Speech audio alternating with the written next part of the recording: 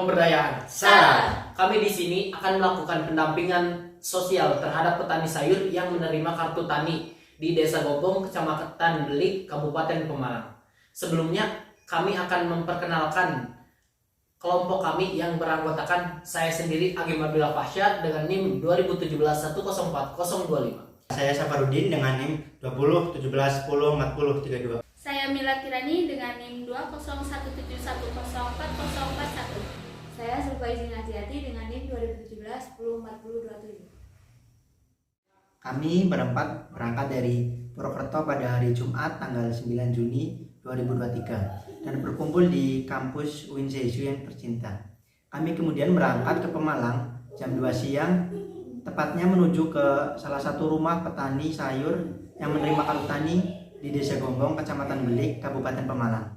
Kenapa kita berangkat hari Jumat? Karena kami ingin melakukan asesmen terlebih dahulu kepada beberapa petani yang ada di Desa Gombong dengan tujuan untuk mengetahui keadaan masyarakat sekitar Desa Gombong, khususnya para petani yang menerima kartu tani. Berdasarkan hasil asesmen terhadap beberapa petani yang ada di Desa Gombong, maka didapatkan informasi bahwa masyarakat di Desa Gombong mayoritas memiliki pekerjaan sebagai petani sayur dan kebanyakan mereka sudah memiliki kartu tani. Dengan adanya kartu tani itu sendiri, para petani dapat memperoleh pupuk bersubsidi dengan harga yang lebih murah dibanding tidak menggunakan kartu tani. Sebagai ibu rumah tangga dan jualan online, mayoritas masyarakat di Desa Gombong bermata pencaharian sebagai petani. Sayur yang biasa saya tanam seperti cabai, kobis, kentang, seledri, dan lain-lain. Karena di Desa Gombong berada di daerah pegunungan, maka di Desa Gombong memiliki potensi pertanian yang bagus. Pupuk subsidi susah didapatkan dan harganya mahal. Obat-obatan tanaman seperti fungisida harganya juga sangat mahal. Dan harga dari hasil panen itu sendiri tidak sesuai dengan biaya produksi, tidak sebanding. Hasilnya biasanya dijual ke pengepul. Setelah kami melakukan asesmen terhadap salah satu petani, keesokan harinya kami diajak untuk mengikuti proses memanen cabai. Sekaligus mewawancarai salah satu petani terkait kebijakan kartu tani. Menurut para petani, programnya bagus, tapi pada pelaksanaannya sangat nol atau bertentangan dengan harapan petani, terutama dalam hal kartu tani tidak sesuai di lapangan. Pupuk subsidi sangat sulit dan kartu tani hanya sebagai formalitas saja.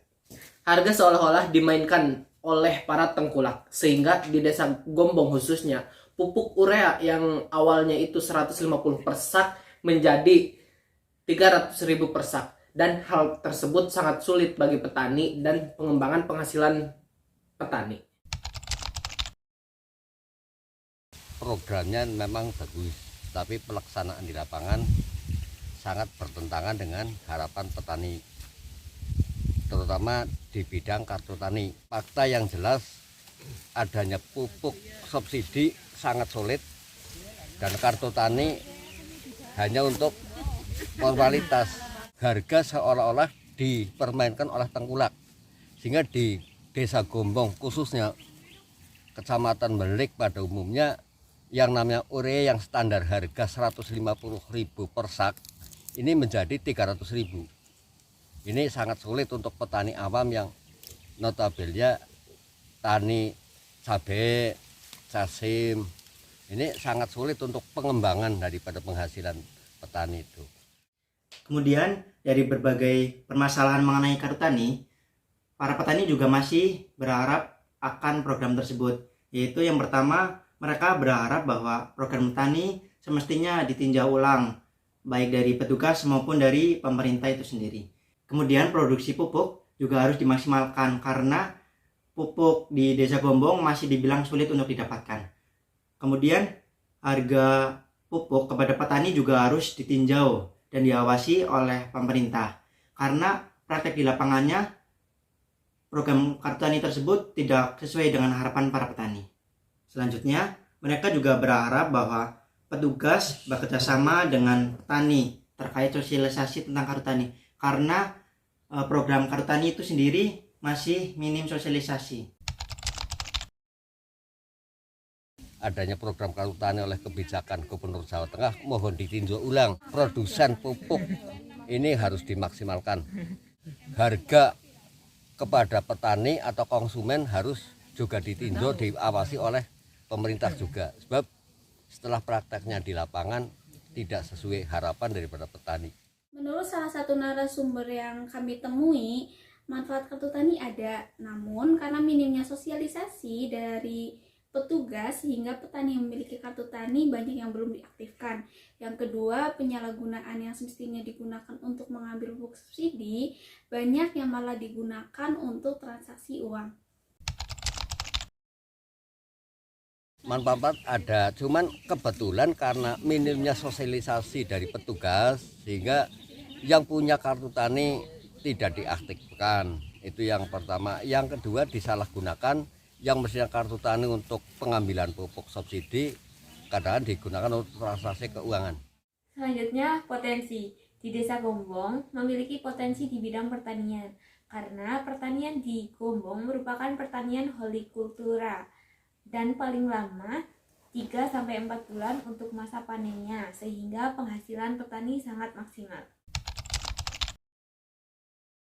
Kalau potensi asal dicukupi kebutuhan petani terutama pupuk, ini akan mendongkrak yang cukup lumayan. Karena kalau kita bandingkan misalkan dari petani yang lain, di sini hortikultura kan paling lambat 3 bulan sudah panen, paling lama. Khususnya Kobis, Lombok itu maksimal 4 bulan. Nah, sehingga untuk penghasilan petani sangat maksimal. Tinggal bagaimana pemerintah menugaskan para petugas betul-betul melihat kepada tingkat bawah. Untuk kelompok tani kan tidak semua kelompok tani dapat bantuan dari pemerintah dan perhatian dari pemerintah. Kalau yang beja juga sering dapat ditinjau oleh petugas dan dapat bantuan. Kalau yang silakan juga sama sekali tidak tersentuh. Nah, ini pemerataannya yang sangat belum dicapai oleh pihak petani pedesaan. Pembibitan pertama itu cari tanah yang masih netral ya. Nanti diayak, itu seperti diayak. Setelah diayak nanti dicampur dengan pupuk yang halus, pupuk organik ya. Pupuk organik dicampur, nanti direndam minimal 3 hari sampai 1 minggu. Itu baru untuk menyemek, untuk buat pembibitan. Nah, setelah 1 bulan itu baru bisa ditanam. Dari persemaian dipindah ke lokasi tanaman ya, setelah jadi bedengan itu. Nah, untuk proses biar tanaman tumbuh subur, ini pencangkulannya harus tanahnya jangan sampai ada yang bergumpal, harus lembut semua, ditaburi pupuk. Kalau ada itu juga pupuk organik sebetulnya, tapi kebanyakan di sini pakai pupuk kotoran ayam sehingga banyak sekali timbul penyakit namanya virus daik. Penyakit tanaman virus daik itu yang tanaman belum ada obatnya. Ini kalau bisa pemerintah mulai menggali untuk pencegahan. Kalau hama bisa ditanggulangi, diatasi dengan secepatnya. Itu kalau bentuk hama. Tapi kalau penyakit, terutama penyakit virus daik. Yang kedua di tanaman lombok itu juga patak. Patak itu ada 2 macam. Patak yang mengering itu bisa diantisipasi. Kalau patak yang basah sulit ya. Ciri-ciri ya kalau patak kering itu mengkerut ya. Jadi satu lombok satu itu mengkerut, sebelahnya itu kering. Tapi kalau yang basah itu cirinya menjamur dan bintik-bintik. Itu kalau menularnya cepat sekali. Ini untuk antisipasi juga ini belum ada obatnya. Nah, itu mohon nanti diusulkan kepada pemerintah kalau ada seminar diusulkan temuan-temuan di lapangan seperti ini Ini kan fakta ya. Jadi mohon dengan sangat nanti bisa diusulkan. Dan nanti setelah tanam 1 bulan itu ditanam itu 3 minggu mulai pupuk tambahan ya. Kalau yang dilihat pertumbuhan, kalau pertumbuhannya agak kurang bagus juga pakai diberi unsur N, hanya yang agak banyak. Tapi kalau setelah subur jangan terlalu banyak unsur N, ini akan timbul tanaman kurang sehat, tidak mengayu, jadi kopong lah batangnya, itu kropos, timbul batang kropos, itu juga timbul penyakit. Nah, setelah kelihatan segar itu baru tambahan pupuk-pupuk. Sebetulnya sih paling bagus organik, cuma kalau misalkan satu lahan pakai organik, yang lain pakai kimia, itu yang pakai organik juga kalah total. Kalau organik itu kan lamban tapi pasti dan tidak mengandung keracunan ya. Tapi kalau pupuk kimia kan harapan petani pasang padi ini besok sudah ada perkembangan hijau. Ini kelemahan petani sebetulnya. Ini kalau kita mengacu pada teori itu.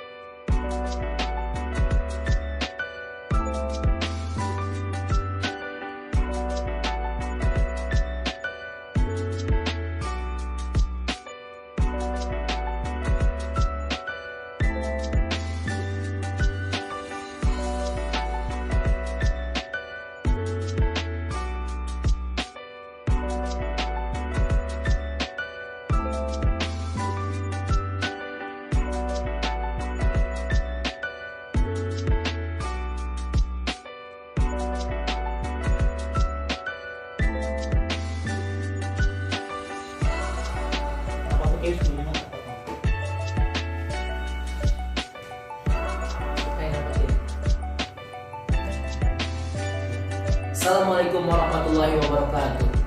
Halo guys, salam pemberdayaan.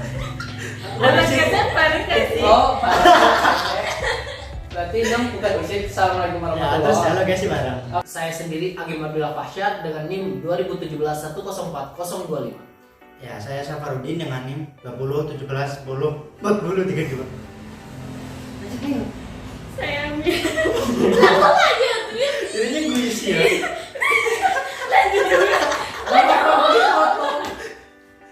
Tiga, 2, 1. Menurut salah satu narasumber yang ada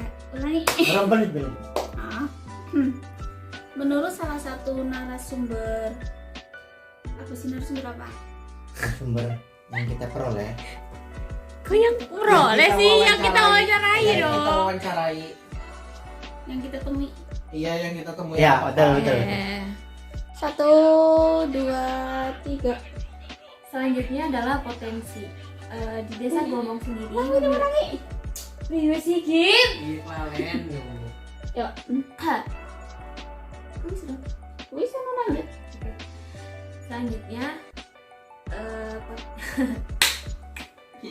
Selanjutnya selanjutnya terdapat potensi. Di desa Gombong memiliki potensi di bidang pertanian.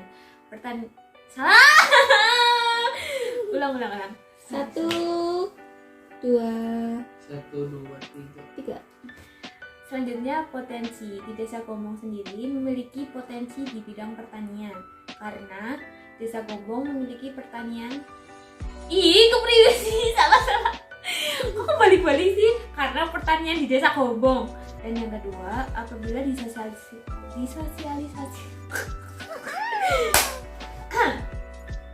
Dan yang kedua, apabila sosialisasi. Harga seolah-olah dipermainkan oleh para tengkulak. Hal tersebut sangat sulit bagi petani dan pengembangan penghasilan petani. Terima kasih.